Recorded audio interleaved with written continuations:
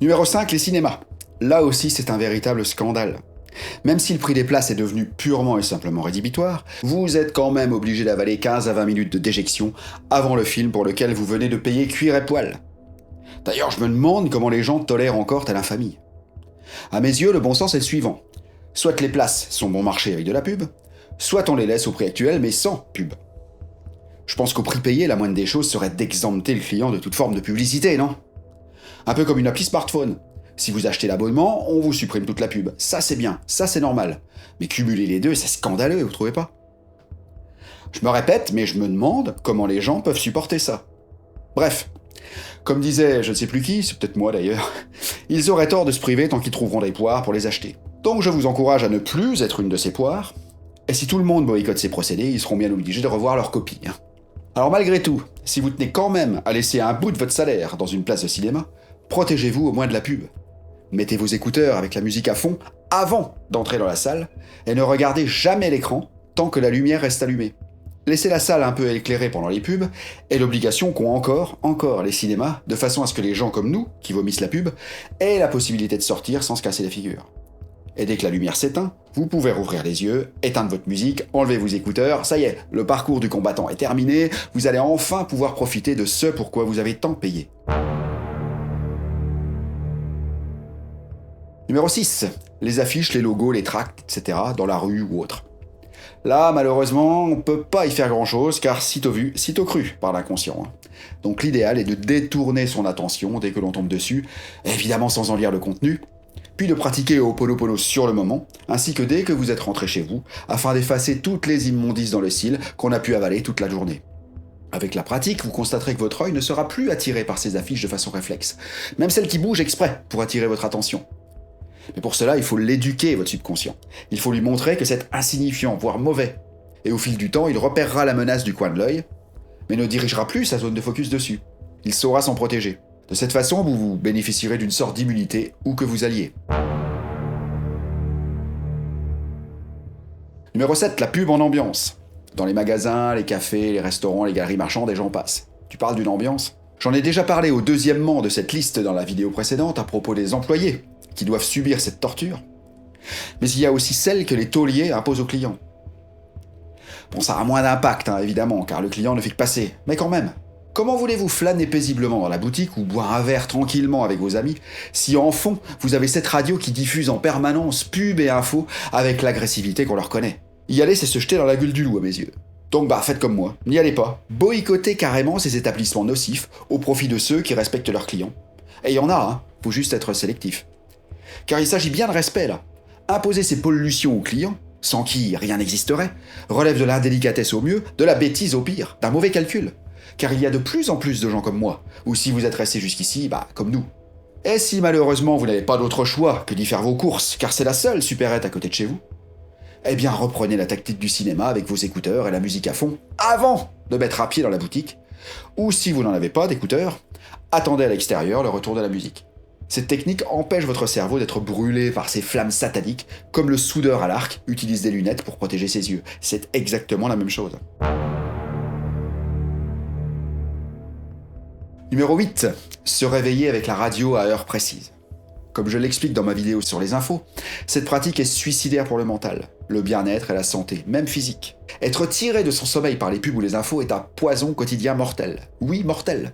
Je n'exagère pas en disant que cette pratique réduit votre espérance de vie chaque matin, au même titre que chaque cigarette fumée. Bon, je vais pas m'étendre à nouveau ici, vous pourrez prendre conscience des ravages de cette habitude dans cette vidéo. Le truc à faire ici, si vous tenez malgré tout à vous réveiller avec la radio, ne calez jamais votre réveil sur une heure précise, ni dans les 5 minutes avant ou après.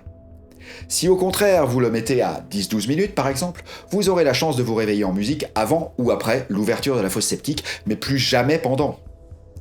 Sauf si bien sûr vous avez décidé de vous suicider en écoutant les chaînes d'infos en continu. Auquel cas, c'est plus de mon ressort, car c'est bien connu, lorsque quelqu'un décide d'en finir, à terme, rien ni personne ne pourra l'en empêcher. Numéro 9, le démarchage téléphonique. Alors ça aussi, quelle plaie. Mon truc ici est de changer ma voix comme le fait Jean-Yves Lafesse dans son imitation de Monsieur Ledoux. Allô ? Bonjour madame. J'entends pas bien, vous pouvez répéter s'il vous plaît ? Ah, c'est toi Germaine ? Alors je fais exprès de faire répéter, de rien comprendre, de faire le béné. Je m'amuse même comme un petit fou à leur faire perdre patience, vous pouvez pas savoir. Du coup, au bout de 30 secondes, ils lâchent l'affaire, et ne me rappellent jamais. Car ils ont dû m'annoter comme étant inutile et irrécupérable dans leur base de données prospecting. Alors que si je réponds normalement, que ça ne m'intéresse pas, ils compteront sur le fait que je puisse changer la vie dans des temps meilleurs, et ils me rappelleront.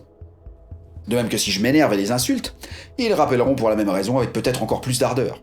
Ma tactique donc ici est la même qu'une jolie femme pourrait utiliser en s'enlaidissant volontairement afin de ne pas se faire draguer ni harceler, voire plus. Numéro 10, les prospectus dans les boîtes à lettres. Bah là, c'est très facile, il suffit d'écrire pas de pub merci et c'est en général très bien respecté. Numéro 11, les pubs sur les applis smartphone. Ces images qui viennent masquer complètement l'écran lorsque vous cliquez sur un truc. Alors l'astuce ici est la suivante. Avant que la pub arrive, vous remarquerez que généralement l'écran s'obscurcit. Un très court instant avant celle-ci. Ça vous laisse le temps de couvrir à 90% l'écran de votre autre main comme ça, et de ne laisser dépasser que la petite croix dans le coin. De cette manière, vous ne voyez rien du tout, ni logo, ni marque, juste la croix pour faire disparaître le virus. L'attitude à retenir ici contre la publicité est de reprendre le contrôle de votre vie, de choisir les sites, les boutiques, les cafés, les restos, les stations de radio, les chaînes de télé qui vous respectent. Ça demande un effort, oui, celui de décider au lieu de se laisser passivement gaver. Mais cet effort est ô combien récompensé à terme, je vous assure. Ne pas décider de faire cet effort est précisément ce sur quoi les médias jouent en vous servant tout ce qu'ils veulent, tout cuit dans le bec, comme des oisillons qui attendent la béquille, vous savez. Et être passif de la sorte, par les temps qui courent, c'est exactement la même chose que de vous injecter de l'arsenic en goutte à goutte. Je suis très fier d'avoir mis au point tous ces stratagèmes pour déjouer les plans de tous ces laveurs de cerveau. Très fier également de pouvoir me targuer ici d'être un très mauvais consommateur. Exécrable même, aux yeux de tous ces communicants à la mort moelleux là. Et parfois même, ça peut être gênant. En effet, lorsque j'ai vraiment besoin de quelque chose, je suis moi-même obligé d'aller farfouiller partout et de comparer les offres, ce qui peut être long et fastidieux, tant nous vivons dans l'abondance. Mais bon, je préfère ça au fait d'être programmé comme un robot. Et comme dit Georges, incarné par Jean-Pierre Bacry dans Cuisine et Dépendance, cet excellent film de Philippe Muil, lorsqu'on lui reproche d'être trop à cheval sur certains principes, procès que vous pourriez me faire aussi, j'en conviens, il répond « je préfère être à cheval qu'à genoux ». Comme être précieuse pour faire les meilleurs choix de consommation à l'abri des programmations publicitaires, en plus de votre propre jugement ressuscité, il y a aussi les amis, collègues ou simplement connaissances. En effet, on connaît tous quelqu'un comme ci, quelqu'un comme ça, lequel saura parfaitement vous renseigner car il suit l'évolution du truc par passion, pour son boulot ou autre. Il y a aussi les amis inconnus sur les réseaux sociaux. Si vous postez une requête pour connaître les meilleurs plans pour ceci ou cela, vous êtes certain de recevoir plein de réponses de gens qui sont déjà passés par là avant vous, ou qui se sont fait couillonner, et qui ne demandent qu'à faire partager leur expérience en vous montrant les écueils. Ensuite, à vous de faire le tri entre toutes ces infos déjà filtrées une première fois. Bref, vous n'avez aucune raison, aucune, de subir ces agressions publicitaires omniprésentes. Vous pouvez reprendre votre vie en main en choisissant vous-même où vous allez, ce que vous achetez, ce que vous écoutez, ce que vous voyez, ce que vous mangez, etc. Laissez donc la multitude s'abreuver d'infos et de pubs, laissez ce monde tourner et grincer comme un manège de chevaux de bois mal huilés et bouffés aux termites. Laissez-le tourner même à s'en rendre stupide, inepte, malade et invalide, pendant que vous faites tourner le vôtre dans le sens et à la vitesse que vous souhaitez. La publicité, c'est un fait, à l'instar du froid en hiver, est partout. Tout comme le bon sens vous fait mettre sans y penser un manteau, un bonnet, des gants avant de sortir, revêtez donc votre imperméable mental que vous aurez confectionné à vos propres mesures pour vous protéger de toutes ces pluies sulfuriques d'infos et de pubs. Ça doit devenir vraiment un réflexe, une routine. Tout comme vous vous couvrez en hiver ou appliquez de la crème solaire en été. Dans pas long, vous n'y penserez même plus. Comme dans toutes mes vidéos, je ne veux pas que vous me croyiez sur parole, surtout pas. Ce qui me fait plaisir est quand vous essayez mes astuces et revenez ensuite me dire en commentaire qu'elles ont changé quelque chose dans votre vie, pour ne pas dire votre vie entière pour certains. Reprenez donc les rênes de votre vie, bannissez toute forme d'infos et de pub, et ne permettez qu'aux choses et aux dires que vous aurez choisi de pénétrer votre mental, et donc comme votre monde extérieur n'est que le reflet de ce qui se trouve dans votre subconscient, ne vous permettez de vivre que ce que vous aurez choisi sans aucune exception. Et vous n'aurez pas idée, tant que vous n'aurez pas essayé, du pouvoir qu'ont ces quelques petits trucs faciles et même amusants souvent, à retrouver votre paix intérieure et votre joie. Car en effet, ce sont ces marchands, de peur pour les infos, ou de soupe et de peur pour les pubs, qui vous la prennent cette joie. Ils vous en dépossèdent, vous la volent. Et là, je vous propose de la retrouver pour de bon. Ne me croyez pas, mettez en pratique dès la fin de cette vidéo. Chaque minute compte désormais, et vous n'avez plus d'excuses, car maintenant vous savez ce qu'il faut faire, et surtout ne plus faire, si vous voulez vous sentir mieux. Sur ce, j'attends avec impatience vos commentaires, où j'espère lire vos propres trucs. Abonnez-vous donc en pensant à cliquer aussi sur la petite cloche pour être informé de mes futures publications. Partagez également avec ceux que vous aimez, si vous pensez qu'ils se détruisent à petit feu, avec pub ou info. Et puis tant que vous y êtes, mettez-moi aussi un pouce par le haut. Sachez aussi que vous pouvez me soutenir financièrement ici. Je vous souhaite donc la plus belle des joies retrouvées. À bientôt!